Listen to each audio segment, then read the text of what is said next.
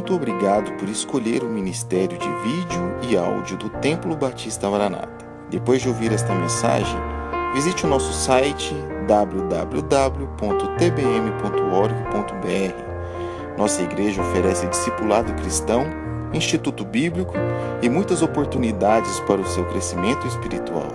Que Deus o abençoe. Maranata, ora vem, Senhor Jesus.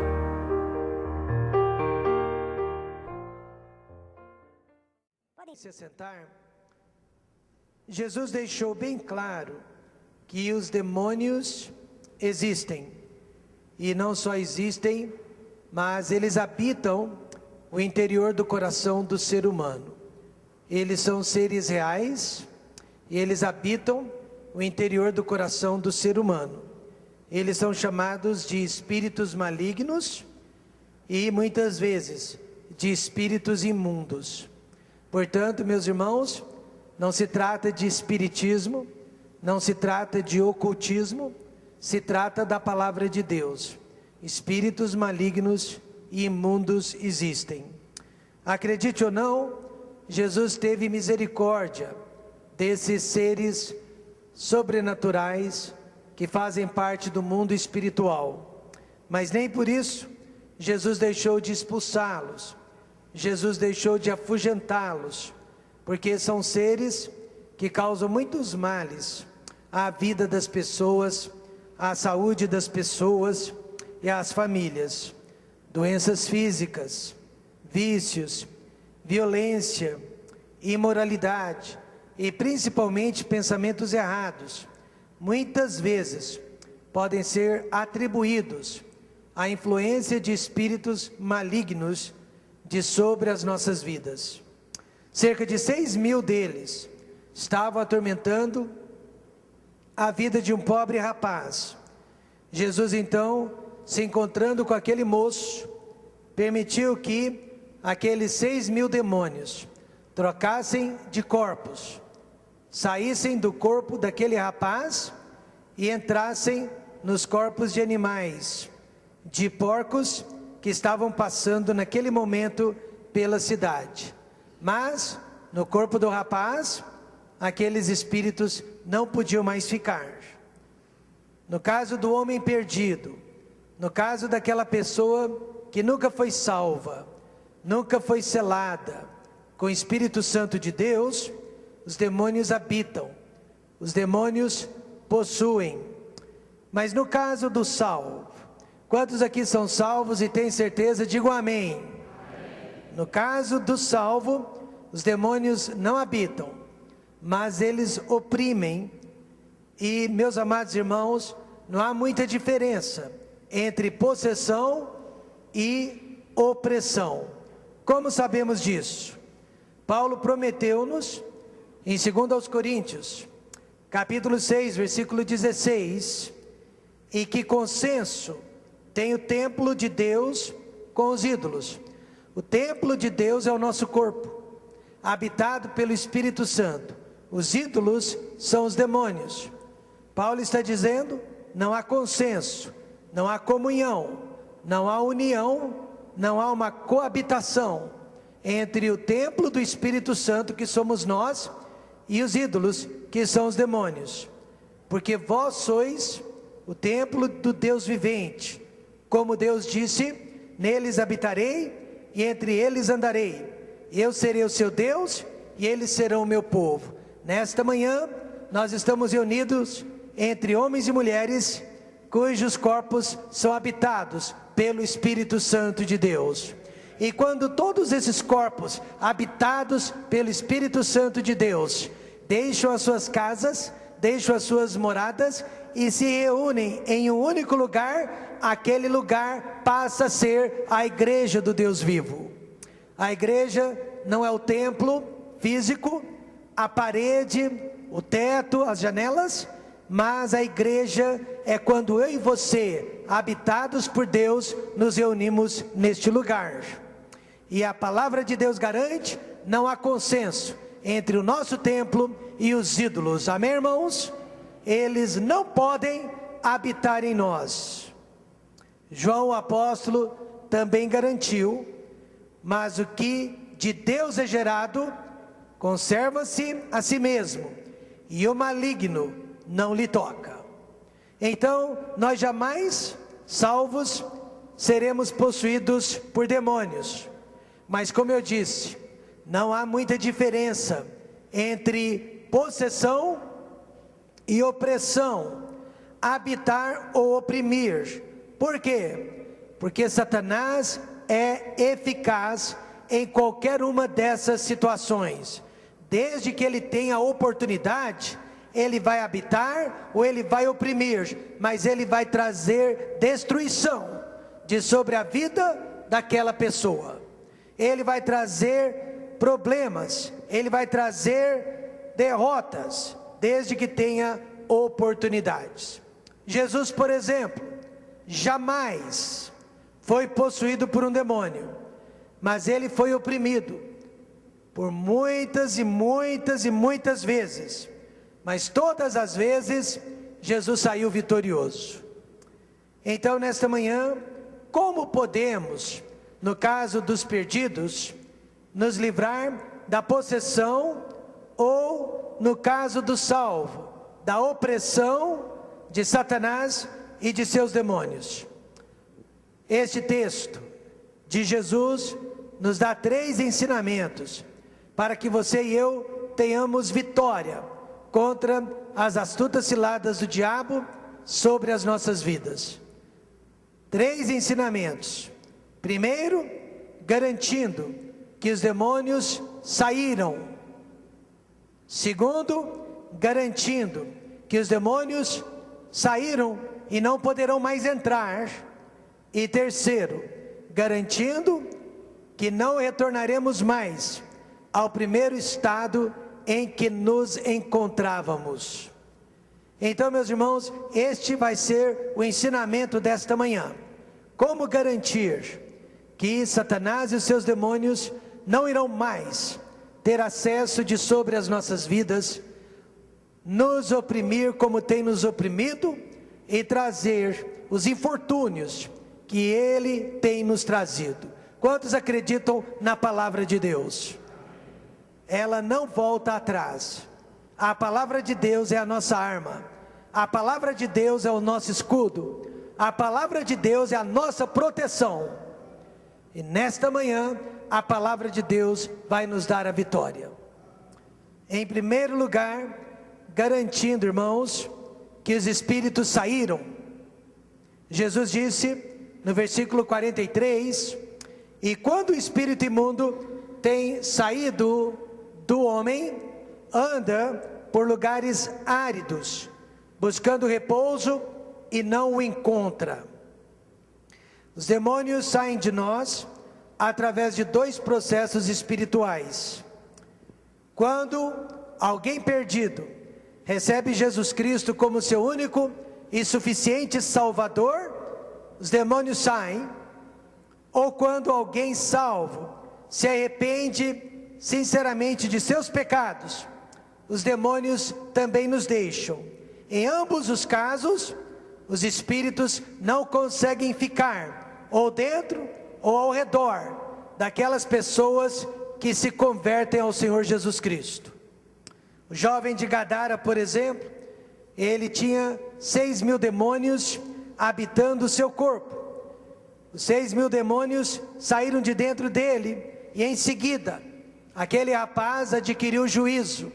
Em seguida, aquele rapaz queria servir a Deus, aquele rapaz queria servir à família, queria servir ao próximo, ele queria ser uma pessoa diferente. E assim também, eu e você podemos ter certeza nesta manhã, que a opressão foi embora, ou que a possessão não existe mais, tomando 2 cuidados. Primeiro, aceitando a salvação em Cristo.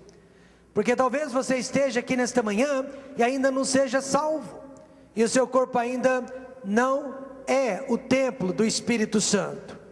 João 1,12 diz: mas a todos quantos receberam, deu-lhes o poder de serem feitos filhos de Deus, aos que creem no seu nome. Como alguém pode ser feito filho de Deus? No momento que recebe Jesus, no momento que aceitam-o como Salvador, aquela pessoa se torna filha de Deus. Antes disso, este alguém é filho do diabo. Jesus disse em João 8,44: vós tendes por pai o diabo, e quereis satisfazer os desejos de vosso pai. Ele foi homicida desde o princípio, e não se firmou na verdade, porque não há verdade nele. Quando ele profere mentira, fala do que lhe é próprio, porque é mentiroso e pai da mentira. Foi o que aconteceu com Saulo de Tarso, a caminho para Damasco. Ele saiu para matar, ele saiu para prender, ele saiu para açoitar as pessoas que pertenciam àquela seita chamada de igreja. Mas no meio da viagem, ele teve um encontro pessoal com Jesus Cristo. Saulo de Tarso foi salvo. Todos os demônios que estavam causando aquele ódio, que estavam causando aquela perseguição, saíram do seu corpo, dando lugar agora ao Espírito Santo de Deus. Paulo mesmo disse: ora, o Senhor é Espírito, e onde está o Espírito do Senhor, aí há liberdade. Antes, ele era escravo do ódio, da violência, do orgulho. Agora, ele está livre para amar e servir ao próximo. Salvação realmente expulsa os demônios de nós. Eu me lembro, quando eu tinha 13 anos de idade, já era salvo, lavado no sangue de Cristo. Trabalhava no hotel 5 estrelas, na época o hotel mais famoso da nossa cidade. Eu trabalhava como office boy para o hotel. E num daqueles dias, eu estava transitando pelo hotel, levando documentos de um departamento para o outro, quando eu passei numa sala onde havia um tumulto. Mais ou menos 10 homens tentando segurar uma única pessoa. Aquela pessoa estava possessa. Aquela pessoa estava possuída. No meio daqueles 10 homens, havia um médium espírita, tentando exorcizar aquele homem. Quando eu passei por eles, a pessoa possuída parou de resistir, parou de lutar. Os seus olhos virados fitaram em mim. Fez-se um grande silêncio. E aquele rapaz endemoniado veio em minha direção. Naquele instante, o senhor Andrioli, que era o médium espírita, gritou e disse: vai embora daqui, Rômulo, ele não gosta de você. Na mesma hora eu entendi o que estava acontecendo. Na hora que eu saí daquela sala, aquela pessoa voltou a ter convulsões, e os 10 homens tiveram que segurá-lo novamente. Quando eu voltei pelo mesmo caminho, eu passei por fora, mas aquele demônio me pressentiu, e mais uma vez ele tentou vir atrás. No dia seguinte, várias pessoas me perguntaram: o que aconteceu? O que aconteceu? Por que aquele demônio não gosta de você? E eu tive a oportunidade de falar do amor de Cristo. Eu fui para o rapaz que estava endemoniado, falei do amor de Cristo. O nome dele era Roberto, e eu disse: Roberto, se você receber a salvação de Jesus Cristo, você jamais será possuído novamente. Se você receber Jesus Cristo e o sangue de Cristo, você será selado pelo Espírito Santo, e você jamais passará pelo que você passou. Mas o Roberto não quis aceitar a Jesus Cristo. Não sei o que aconteceu com ele, meus amados, mas eu sei disso: onde está o Espírito do Senhor, aí há liberdade, aí há libertação. Salvação expulsa todos os demônios de nossas vidas. Mas no caso de alguém que já é salvo, mas está sendo oprimido por demônios, como devemos fazer? Arrependendo-se de pecados, Tiago 5,16 promete: confessai as vossas culpas uns aos outros e orai uns pelos outros para que sareis. E a enfermidade aqui, meus irmãos, não é necessariamente física, mas espiritual. Qualquer enfermidade espiritual, quando nós nos arrependemos, quando nós confessamos, nós somos perdoados, nós somos curados. A oração feita por um justo, por um salvo, pode muito em seus efeitos. O salvo não está isento de pecado. Às vezes, ele se torna até mais pecador, mais culpado que o incrédulo. Por quê? Porque o salvo, quando peca, sempre peca voluntariamente, depois de já ter recebido o conhecimento da verdade. Não é isso mesmo? O salvo, quando peca, peca voluntariamente, sabendo que está pecando, sabendo que está errado. Sabendo disso, Deus providenciou meios para que os seus filhos saibam como lidar com o sentimento de culpa, confessar e orar, orar e confessar.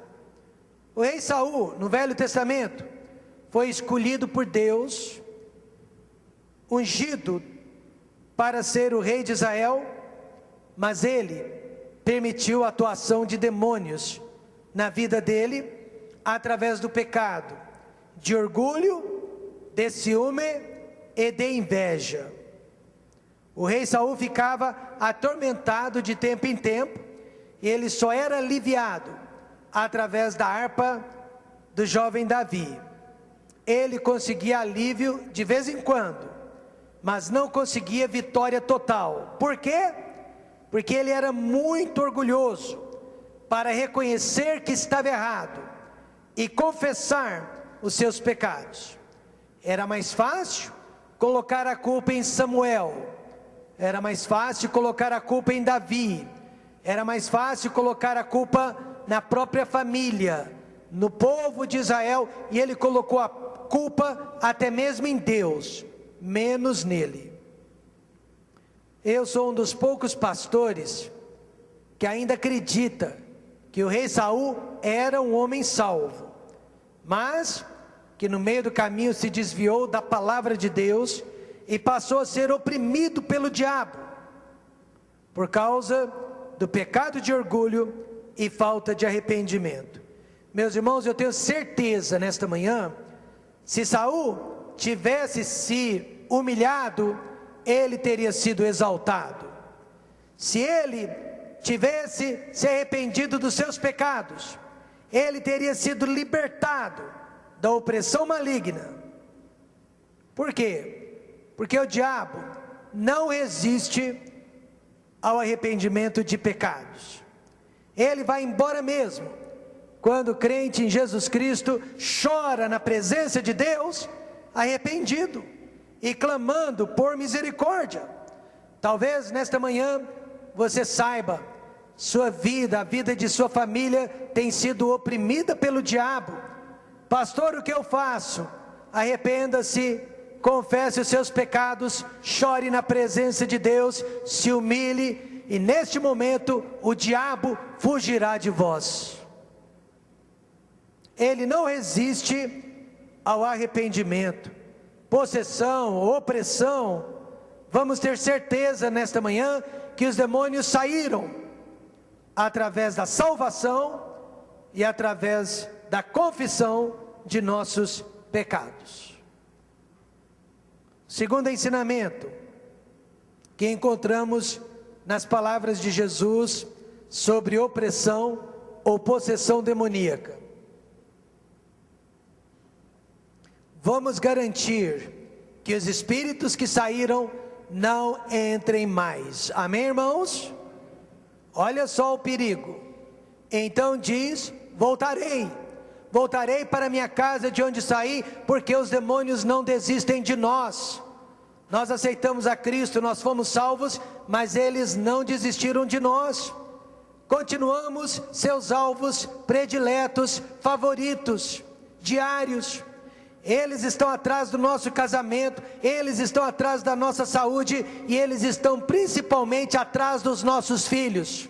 Se há pais que amam os filhos nesta manhã, você não dará lugar para Satanás na sua vida, amém, irmãos? Porque quando não podem atingir os pais, eles atingirão os filhos. Ele vai estar constantemente buscando uma oportunidade para retornar e ocupar o lugar que um dia realmente foi dele por direito. Ele acha que a casa ainda é dele, por isso diz: voltarei para a minha casa. Ele chama o nosso corpo de sua casa, casa dele. Mas eu tenho um recado para dar para ele: esta casa não é mais dele, pertence a Jesus Cristo. Esta casa pertence ao Espírito Santo de Deus.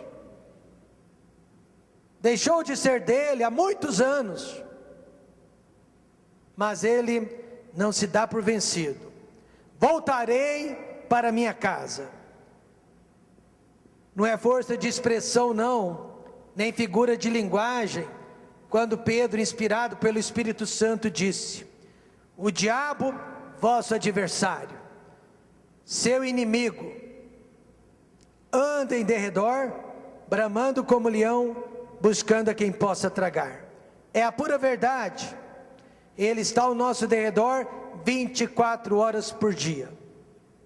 Como garantir que ele não volte mais? Primeiro, mantenha a sua casa ocupada. E segundo, mantenha a casa protegida. Como podemos manter a nossa casa ocupada? O diabo diz, e voltando, Jesus disse a respeito do diabo: e voltando a achar desocupada, varrida e adornada. Então veja, meus amados, não basta apenas se livrar do espírito maligno, se arrependendo dos seus pecados, abandonando os seus pecados. Já vi muitas pessoas se arrependendo, abandonando os pecados temporariamente. Não basta apenas fazer isso, porém continuar com o lugar que era de Satanás vazio. Temos que ocupá-lo o mais rápido possível. Mas como? E com o quê? Com o fruto do Espírito Santo. Gálatas 5:22 diz: mas o fruto do Espírito é, diga alguém, singular. Existe apenas um fruto, irmãos, e este fruto é o amor. O amor que perdemos pela igreja, o amor que perdemos pela Bíblia, o amor que perdemos pela vida de oração, o amor que perdemos pelos irmãos em Cristo. É este fruto que, faltando na nossa vida, dá lugar para Satanás. E os demais frutos são facetas do amor. Eles não existiriam sem o amor, que é o gozo, a paz, a longanimidade, a benignidade, a bondade, a fé, a mansidão e a temperança. Eu posso dizer nesta manhã com toda certeza: a maior arma contra Satanás é o amor verdadeiro. É o amor de Deus derramado em nossas vidas. Amar o que Deus ama e aborrecer o que Deus aborrece. Este é o segredo. Observe, irmãos, que o amor é para com Deus, o amor é para com os homens. E se o amor for praticado, todos os demais frutos surgirão. Essa moça de 16 anos, vítima de abuso sexual, venceu a depressão, venceu os seus traumas de infância, ajudando os necessitados. O seu médico, muito sábio, sugeriu como tratamento que ela se tornasse voluntária no Hospital Araújo Jorge, justamente na ala de crianças com câncer. Aquela jovem mãe foi trabalhar uma vez por semana. Ela se ocupava cuidando daquelas criancinhas inocentes, carequinhas, magrinhas e amarelinhas. E ainda tinha que lidar com o desespero daqueles pais. Se ela parasse de ajudar, ela voltava a pensar em si mesma. Ela era um pacote embrulhado em si mesma. Ela se lembrava de tudo de ruim que já havia lhe acontecido, e a tristeza tomava conta. Mas se ela voltava para o hospital para ajudar aquelas crianças, sua tristeza ia embora. Hoje já se passaram muitos anos. Devido à idade, ela não consegue mais ser voluntária no Araújo Jorge, mas graças a Deus, ela já superou todos os seus traumas. Meus amados irmãos, amor é a arma contra Satanás. Aquela pessoa que pratica o amor genuíno, aquela pessoa que luta contra o egoísmo, aquela pessoa que pensa nos outros, aquela pessoa que vive para cumprir os interesses de Deus, ela está ocupando a casa e não dando mais lugar ao diabo. Amor. Ocupação é muito importante, não só com você, mas principalmente com os outros. Mantenha a sua casa ocupada. Mente vazia, oficina do diabo. Mantenha a sua casa ocupada com o reino de Deus. E segundo, mantenha sua casa protegida. Por quê, pastor? Porque além dele voltar para a casa que antes era dele, leva consigo outros 7 espíritos, diga alguém, piores, maiores do que ele, mais fortes do que ele. Meus irmãos, nós não somos pários, nem para um demônio, muito menos para 7 outros demônios maiores e piores do que o primeiro. Se nós já não conseguimos lutar, resistir um único demônio, como que iremos resistir 7 outros piores? O segredo é manter a nossa casa fechada e protegida. Amém, irmãos? Fechada e protegida. Como, pastor? João disse: filhinhos, sois de Deus, e já os tendes vencido, porque maior é o que está em vós do que o que está no mundo. Maior é o que está em nós, amém, irmãos? O Espírito Santo.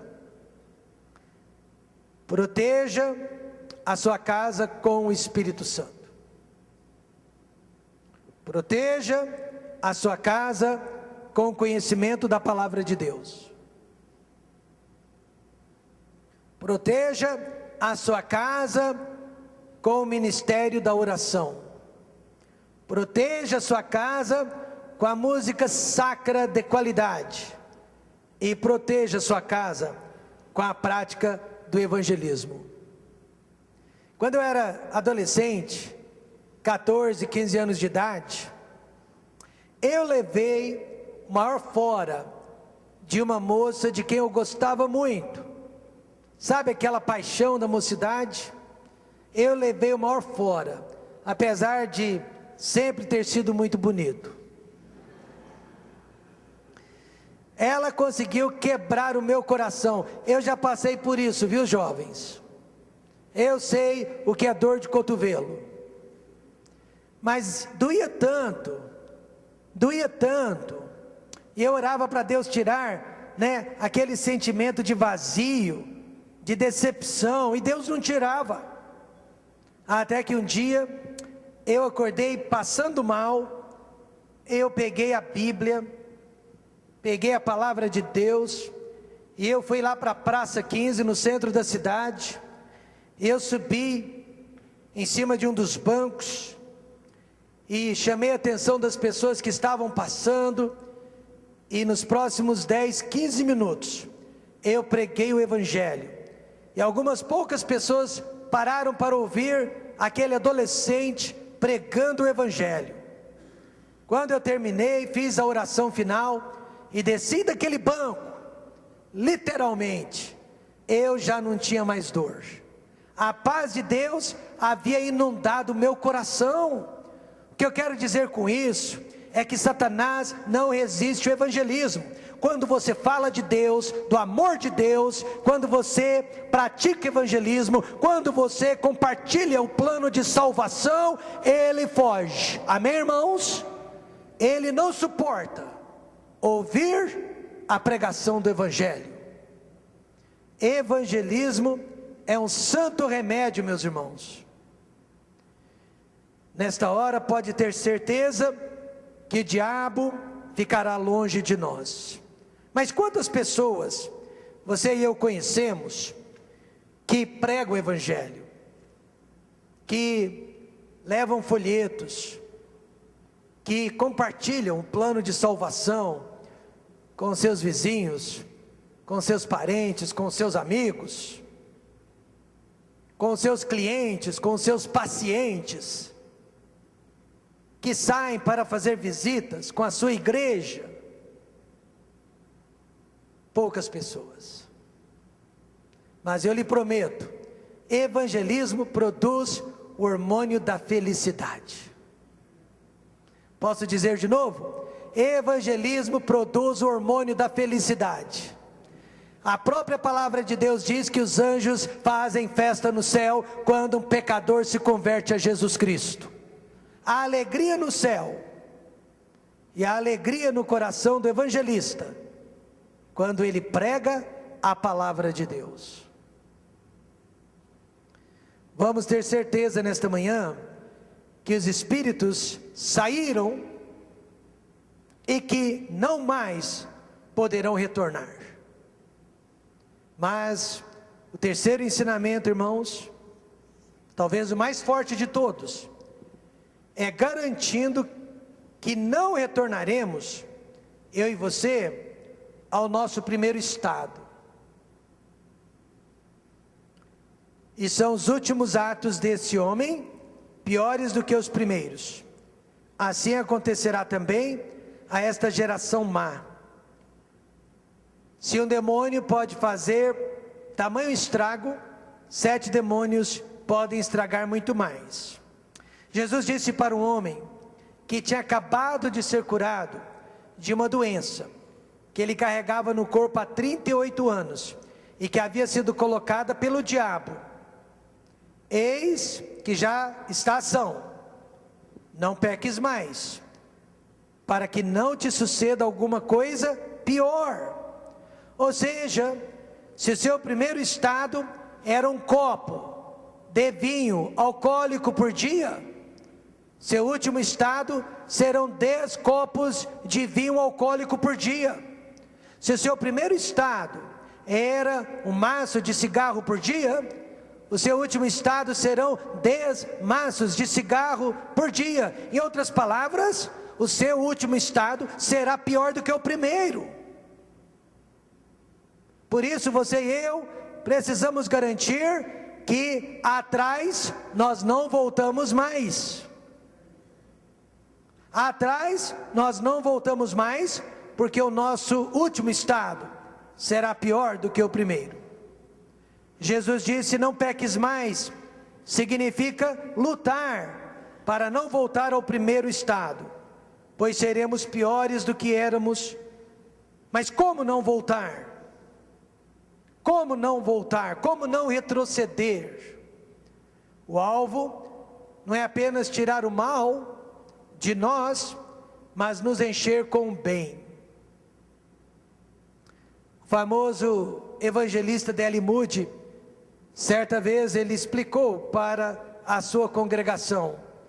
Ele mostrou um copo vazio e perguntou: irmãos, como que eu faço para tirar o ar que está dentro deste copo?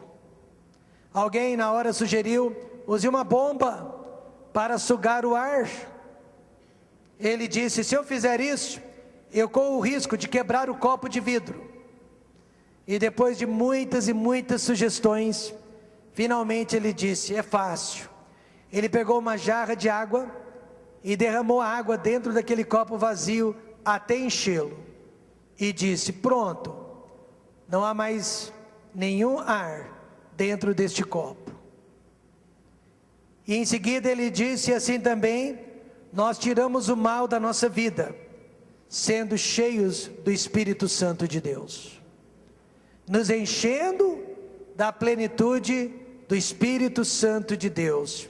Em outras palavras, ele disse que a vitória para o Filho de Deus não vem através de um enorme esforço para acabar com os atos e hábitos pecaminosos, mas em deixar o Espírito Santo tomar completa posse de nossas vidas. Como evitar voltar ao seu primeiro estado de pecador? 2 caminhos: odiando o pecado que você praticava, separando-se das pessoas erradas. E tudo isso está aqui no texto que Jesus nos deixou. Primeiro, odiando o pecado. Jesus disse: e são os últimos atos desse homem piores do que os primeiros. Só existe uma razão, irmãos, só existe uma explicação porque voltamos ao pecado que praticávamos antes. Se chama amor. Nós amamos o pecado que praticávamos. Caso contrário, não voltaríamos a ele. Mesmo que aquele pecado tenha nos prejudicado, mesmo que aquele pecado tenha machucado o coração de Deus e tenha trazido prejuízos para nós e a nossa família, nós voltamos àquele pecado simplesmente porque o amamos. Essa é a explicação.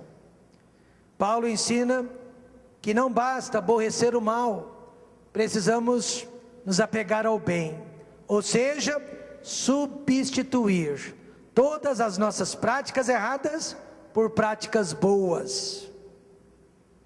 Assim que se converteu a Cristo, Paulo, que antes era Saulo, foi desprezado e perseguido por aqueles homens que antes tinham sido seus melhores amigos. De repente ele ficou sozinho neste mundo. A igreja não confiava em Paulo e os seus amigos fariseus desprezavam-no. Mas que depressa Paulo procurou conquistar a confiança da igreja e ficar perto justamente daquelas pessoas que ele tanto perseguia e que ele tanto maltratava. Pastor, como que eu sei que eu estou voltando à vida de outrora? Quanto menos você quer ficar perto da igreja, quanto menos você ama a igreja, quanto menos você precisa da igreja, mais você está regressando ao seu passado, e mais você está voltando ao seu primeiro estado.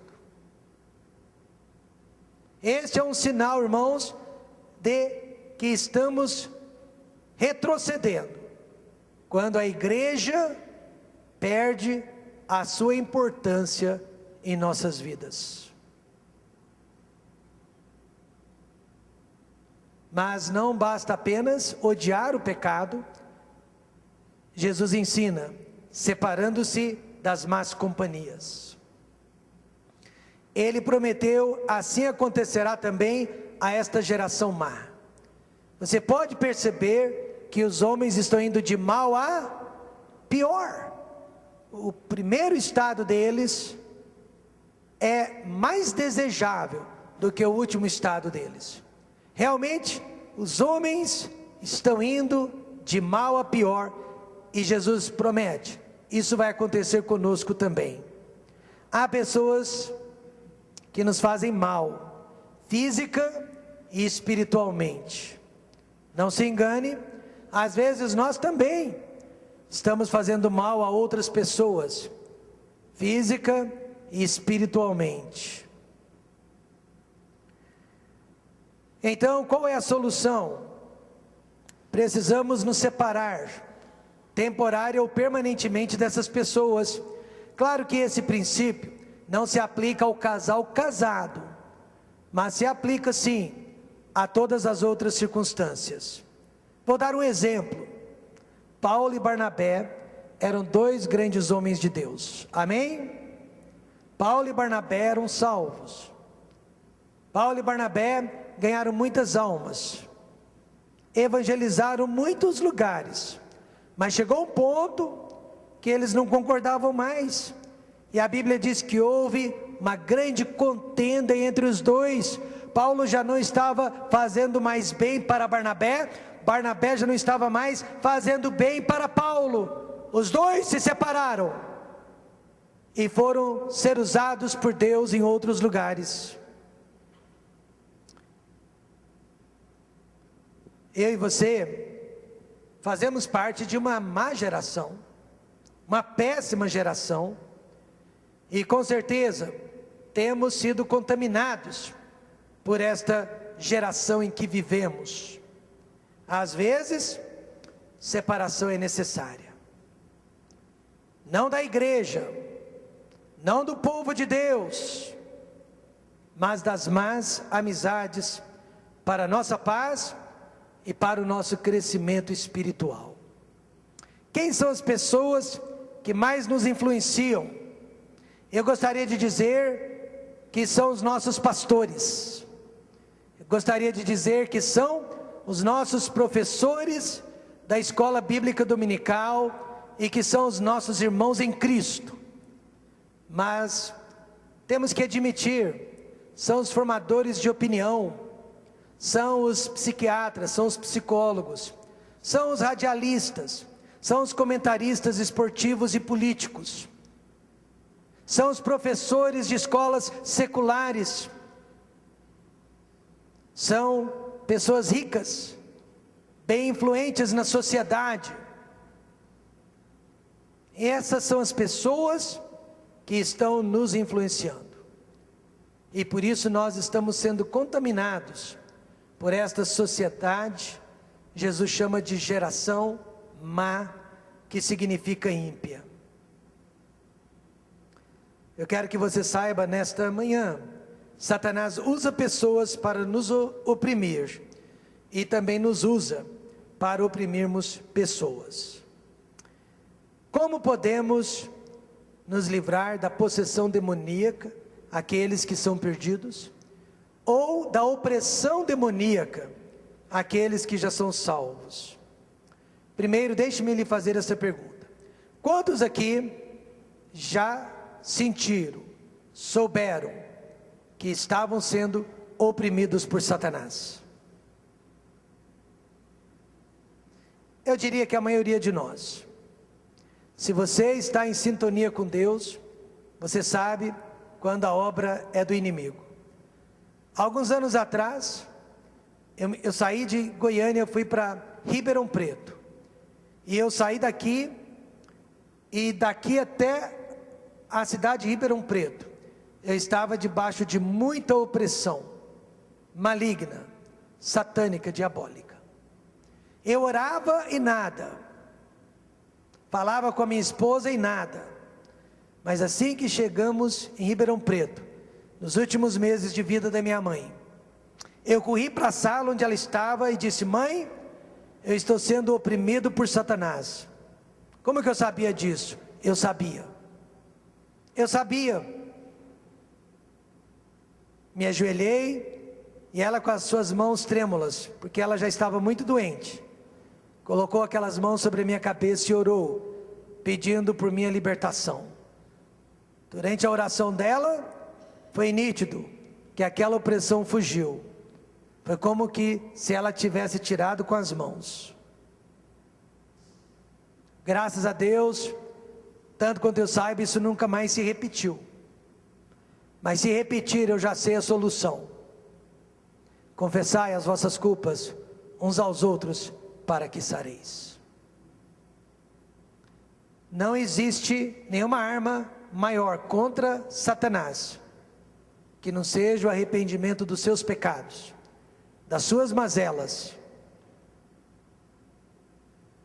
Porque o pecado alimenta o diabo, e o diabo se alimenta do pecado. Lembrem-se disso. Vamos orar?